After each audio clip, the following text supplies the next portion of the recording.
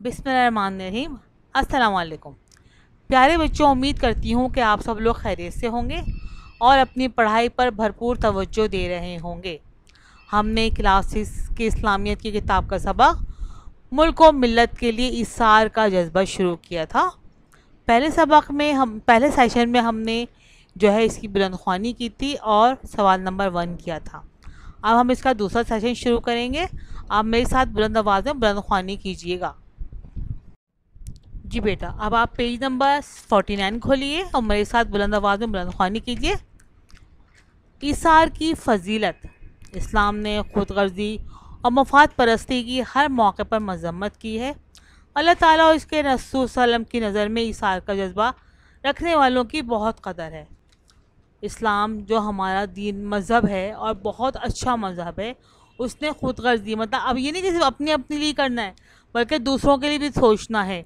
और मफाद परस्ती है कि अपना काम तो निकल गया और दूसरे का काम रह गया, इसकी बहुत मजम्मत की है, इसको बहुत ज़्यादा मना किया है इस्लाम। अल्लाह ताला ने कहा है कि तमाम मुसलमान आपस में भाई भाई हैं और तमाम लोगों को एक दूसरे का ख्याल करना चाहिए और एक दूसरे की मदद करनी चाहिए, नहीं कि अपना काम निकल गया और दूसरे का काम रह गया। अल्लाह ताला और उसके रसूल की नज़र में इसार का जज्बा रखने वालों की बहुत कदर है। अल्लाह ताला और उसके रसूल सल्लम उन लोगों को बहुत पसंद करते हैं जो दूसरों के लिए इसार का जज्बा रखते हैं और दूसरों के की इसार से काम लेते हैं। रसूल सल्लम का फरमान है, जिस शख्स को कोई ख्वाहिश हुई और इसने उसे रोक कर और अपने नफ्स को छोड़कर दूसरे के लिए इसार किया तो इसकी मग़फ़िरत हुई। नबी वसल्लम की एक हदीस है, उनका फरमान है कि जिस शख्स को कोई ख्वाहिश हुई, किसी शख्स की कोई भी ख्वाहिश है, जैसे कपड़े अच्छे चाहिए, खाना अच्छा चाहिए या कोई और चीज़ चाहिए XYZ, तो उसने क्या किया कि जब देखा ना कि दूसरे कोई पीस की ज़रूरत है तो उसने उसको रोक लिया, अपनी ख्वाहिश को रोक लिया और अपने नफ्स को छोड़ दिया कि अब अच्छे कपड़े चाहिए, फ़र्ज़ करें ऐसा ना समझ लें, तो नहीं, अगर किसी दूसरे को ज़रूरत है तो आप इन अच्छे कपड़ों की ख्वाहिश को छोड़ दीजिए, बल्कि दूसरों की मदद करें इसलिए कि उनको ज़्यादा ज़रूरत है। और अगर उसने दूसरे के लिए इसार किया तो उसकी मग़फ़िरत, तो अल्लाह ताला ने उसको माफ़ कर दिया। मग़फ़िरत का मतलब होता है माफ़ कर देना, मतलब अपनी ख्वाहिश को रोक लिया और दूसरे की ज़रूरत को पूरा कर दिया तो अल्लाह ताला उसको माफ़ कर देता है, उसकी मग़फ़िरत होती है। रसूल सल्लम और सहाबा कराम का तर्ज़ अमल, मतलब वो लोग क्या तर्ज़ अमल इख्तियार करते थे, वो लोग क्या काम करते थे। रसूल सल्लम की पूरी ज़िंदगी इसार व क़ुरबानी का आला नमूना थी। नबी इस्लाम को तो आपने पता ही है कि क्या अल्लाह ताला ने रहमतुल्लिल आलमीन बना के भेजा। उनकी पूरी ज़िंदगी इसार व क़ुरबानी का आला नमूना थी। वो क्या करते थे, अपनी ज़रूरत को छोड़कर दूसरों की ज़रूरत को पूरा कर दिया करते थे। फ़र्ज़ करें कि उनके यहाँ कोई साइल आ गया या कोई मांगने वाला आ गया, उनके घर में कुछ नहीं होता, वो लोग हफ्तों हफ्तों फाके करते थे, लेकिन उस साइल को वो कभी खाली हाथ नहीं लौटाते थे, बल्कि उसको कुछ ना कुछ दे के लौटा, चाहे वो लोग खुद भूखे रहें, लेकिन साइल को कभी वो खाली हाथ नहीं लौटाते थे। घर में हफ्तों फाके होते लेकिन साइल को कभी खाली हाथ ना लौटाते। नबी करीम सल्लल्लाहु अलैहि वसल्लम जो दो जहां के बादशाह रहमतुल आलमीन, उनके घर में भी फाके होते थे, वो लोग हफ्तों हफ्तों फाके करते थे, उनके घर में खाना नहीं होता, लेकिन अगर कोई फ़र्ज़ करे उनके घर के पास आ गया, उसने कुछ मांगा, तो जो कुछ उनके घर में हुआ करता उसको लौट जो दे देते। ये नहीं कहते कि तुम खाली है, हमारे घर में कुछ भी नहीं है, तुम चले जाओ। बाज़ औक़ात तो दूसरों से कर्ज लेके ज़रूरतमंदों की ज़रूरतें पूरी करते। बाज़ दफ़ा ऐसा होता कि कोई बहुत ही ज़रूरतमंद है, तो क्या जब उनके पास कुछ नहीं होता तो क्या करते, उनकी ज़रूरत पूरी करने के लिए दूसरों से कर्ज ले लिया करते थे कि जब हमारे पास पैसे होंगे तो हम आपको बाद में दे देंगे, अभी आप हमें कर्ज दे दें ताकि दूसरे की ज़रूरत पूरी हो जाए। एक दफ़ा गफ़ारी आप सल्लल्लाहु अलैहि वसल्लम के यहाँ बतौर मेहमान ठहरा। घर में सिवाय बकरी के दूध के कुछ और ना था। आप सल्लल्लाहु अलैहि वसल्लम ने वो दूध मेहमान को पिलाया और ख़ुद भूखे रह कर रात गुजारी। एक दफ़ा गफ़ारी आप सल्लल्लाहु अलैहि वसल्लम के यहाँ बतौर मेहमान ठहरा। मेहमान की तो आपको पता है ना कितनी इज्जत होती है, कितना इकराम होता है, और अल्लाह ताला ने कहा है कि मेहमान जो है अल्लाह ताला की रहमत होते हैं। तो वो आप सल्लल्लाहु अलैहि वसल्लम के मेहमान आया तो घर में जो है कुछ भी नहीं था, सिर्फ बकरी का दूध था। आप सल्लल्लाहु अलैहि वसल्लम ने क्या किया, वही दूध उसको पिला दिया और ख़ुद भूखे रहे और भूखे रह के रात गुजारी। ये नहीं कहा कि हम जो है हमारे घर में कुछ भी नहीं है तो और हम तुम्हें कुछ नहीं खिला पिला सकते, बल्कि ख़ुद भूखे रहे और उसको दूध पिला दिया। एक सहाबी रज़ियल्लाहु अन्हु के पास वलीमे के लिए कुछ सामान ना था। आप सल्लल्लाहु अलैहि वसल्लम ने फरमाया, जाओ आयशा से आटे का बर्तन मांग लाओ। एक दफ़ा एक सहाबी का वलीमा था, लेकिन उनके पास कुछ सामान नहीं था कि वो वलीमे के लिए जो है ना लोगों को खिलाते पिलाते या उनकी खाई तवाज़ो करते। तो आप सल्लल्लाहु अलैहि वसल्लम ने फरमाया जाओ आयशा के पास जाओ। आयशा जो है मतलब की महबूब तरीन बीवी थी, और उनसे आटे का बर्तन मांग लाओ। आपने कहा जाके उनसे आटा लेके आ जाओ ताकि उसकी रोटी बना के सब मेहमानों को खिलाई जा सके। वो जाकर ले आए। हालांकि इस आटे के सिवा घर में रात को खाने कुछ नहीं था। हालांकि आपके पास जो है आटे के सिवा ये नहीं था कुछ और के वो जो है कुछ और खाना खा के घर वाले गुजारा कर लेते। लेकिन आपने क्या किया, दूसरे को ज़रूरत थी तो आपने जो है वो आटे का बर्तन मंगवा लिया ताकि मेहमानों की खाली तवज्जो से की जा सके।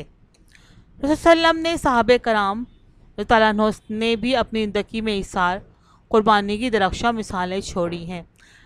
अल्लाह ताला के रसूल और उनके साहबे कराम वो अल्लाह नबी वसल्लम के नक्शे कदम पर चलते थे। उन्होंने जब देखा कि वसल्लम इतनी ज़्यादा इसार करने वाले लोगों की मदद करने वाले हैं, तो उन्होंने क्या किया, वो भी उन्हीं के नक्शे कदम पर चले और उन्होंने भी लोगों के साथ बहुत ज़्यादा इसार किया। और उसकी बहुत सी मिसालें हमारे पास मौजूद हैं। इनकी इसार कुर्बानी की अल्लाह ताला ने तारीफ़ यूँ फरमाई है। सूरह हशर की आयत है नंबर 9। तर्जुमा, और वो इनको अपनी जानों पर मुकद्दम रखते हैं ख्वाह इनको खुद ही एहतियाज ही हो। इसका तर्जुमा ये है कि वो अपनी जानों पर मुकद्दम रखते हैं कि अगर उनको खुद भी ज़रूरत हो तो वो अपनी ज़रूरत को छोड़कर उनकी जो है ज़रूरत को पूरा करते हैं। जी बेटा, पेज नंबर 50 है। अंसार मदीना ने महाजिरीन मक्का के लिए जिस बेमिसाल रवैये का मुजाहरा किया वो रहती दुनिया तक तमाम आलम इंसानी के लिए एक नमूना है। अंसार मदीना जो लोग मदीना से हिजरत करके आए थे और मक्का से हिजरत करके आए थे और मदीना में ठहरे थे, तो जो लोग मदीना में रहते उनको अंसार कहा जा रहा था। उन्होंने क्या किया, महाजिरीन के लिए अपनी जान माल सब कुछ जो है बराबर तकसीम कर दिया। उनको रहने के लिए घर दिए, उनको खाने के लिए जो है वो ग़िज़ा दी और उनको जो है उनकी हर मुमकिन मदद की कि ताकि वो जो है आराम के साथ मक्के से आके मदीना में रह सके। और वो एक जो है हमारे लिए आलम इंसानी के लिए एक नमूना है। जब तक दुनिया रहेगी वो एक नमूना रहेगा कि इंसान ने महाजिरीन के साथ कितना अच्छा सलूक किया था। जिहाद के मौके पर अक्सर मुसलमानों की मदद की ज़रूरत पड़ती तो साहबे कराम रज़ियल्लाहु अन्हुम किसी भी किस्म की जानी व माली कुर्बानी से दरेग नहीं करते थे।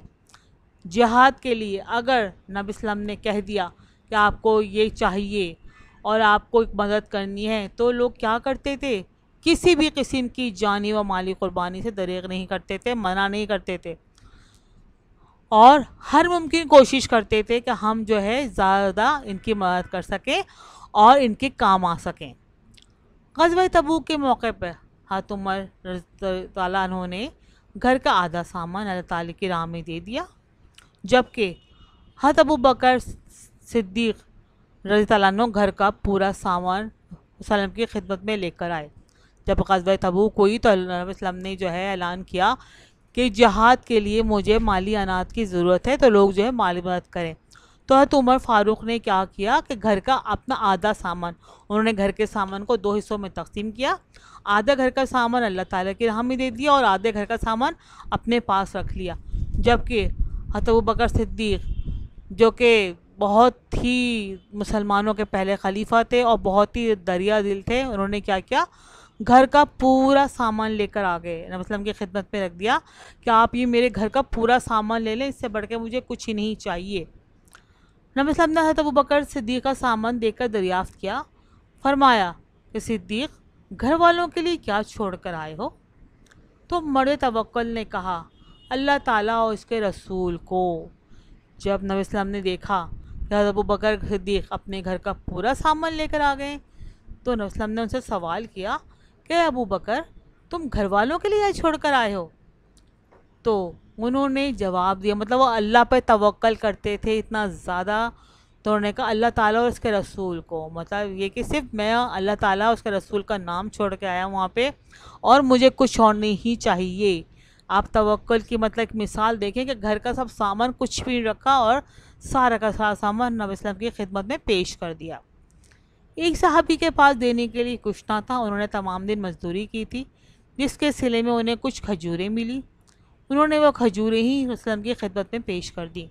एक और सहाबी थे जिन्होंने देखा कि ना सब लोग इतना इतना सामान दे रहे हैं, मेरे पास कुछ भी नहीं है। तो उन्होंने क्या किया, तमाम दिन मजदूरी की। तो उनको उस मजदूरी के सिले में कुछ खजूरें मिली।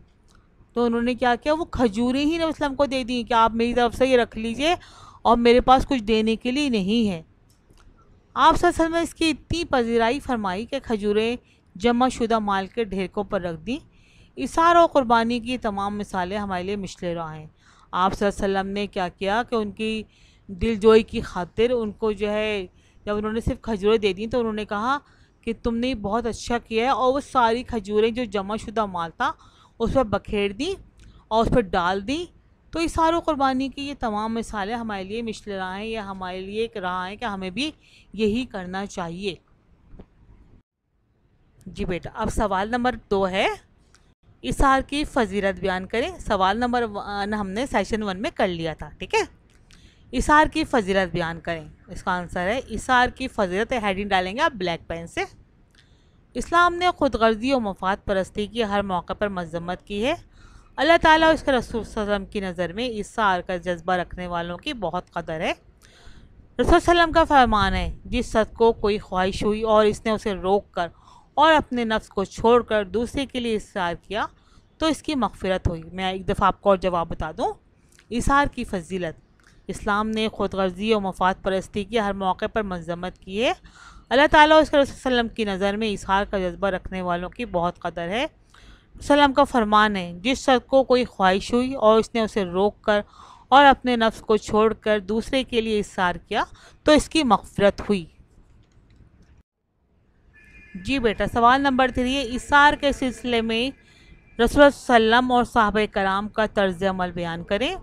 सवाल नंबर 3 है, इसार के सिलसिले में रसूल सल्लम और सहाबा कराम का तर्ज़ अमल बयान करें। इसका जवाब है रसूल सल्लम और सहाबा कराम का तर्ज़ अमल। इस पर हेडिंग आप ब्लैक पेन से डालेंगे। सल्लम की पूइंदगी इसार और क़ुरबानी का आला नमूना थी। घर में हफ्तों फाक़े होते लेकिन साइल को कभी खाली हाथ ना लौटाते। बाज़ औक़ात तो दूसरों से कर्ज लेकर ज़रूरतमंदों की ज़रूरतें पूरी फरमाते। एक दफ़ा एक गफ़ारी आप सल्लम के यहाँ बतौर मेहमान ठहरा। घर में सिवाय बकरी के दूध के अलावा और कुछ ना था। आप सल्लम ने वो दूध मेहमान को पिलाया और ख़ुद भूखे रहकर रात गुजारी। सल्लम के सहाबा कराम ने भी अपनी ज़िंदगी में इसार और क़ुरबानी की दरख्शां मिसालें छोड़ी हैं। अंसार मदीना ने महाजिरीन मक्का के लिए बेमिसाल क़ुरबानी का मुजाहरा किया। बेटा, एक दफ़ा आपको और सवाल पढ़ के बता देती हूँ उसका आंसर। रसूल की पूरी ज़िंदगी इसार और क़ुरबानी का आला नमूना थी। घर में हफ्तों फाक़े होते लेकिन साइल को कभी खाली हाथ ना लौटाते। बाज़ औक़ात तो दूसरों से कर्ज लेके ज़रूरतमंदों की ज़रूरतें पूरी फरमाते। एक दफ़ा गफ़ारी आप सल्लम के यहाँ बतौर मेहमान ठहरा।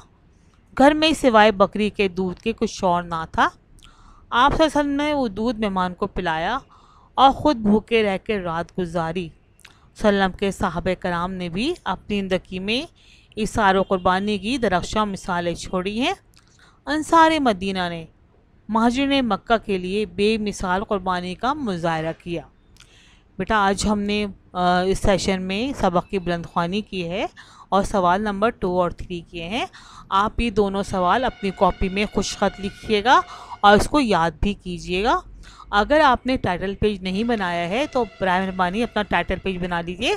इसमें सवाल नंबर 1, 2, 3 लिख लीजिए और इसका जो है फहरिस्त लिख लीजिए। और ये सवाल तीनों, पहला, दूसरा, तीसरा सवाल लिखकर याद करेंगे।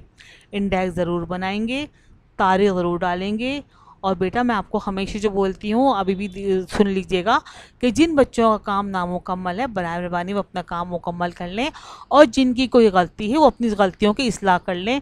और 1-2 बच्चे जो है पेंसिल से जो है इंडेक्स बना रहे हैं या बाद बच्चे इंडेक्स नहीं बना रहे हैं, तो बेटा आप लोग पेन से इंडेक्स बनाइए। और जिन बच्चों का इंडेक्स मुकम्मल नहीं है वो अपना इंडेक्स मुकम्मल कर लीजिए और अपने काम को पूरा प्रॉपर तरीके से जो है अपना काम की, ताकि आपको याद करने में आसानी हो। और अपना काम लिखने के साथ साथ याद भी ज़रूर कीजिएगा। अपना बहुत ख्याल रखिएगा। शुक्रिया। अल्लाह हाफिज़।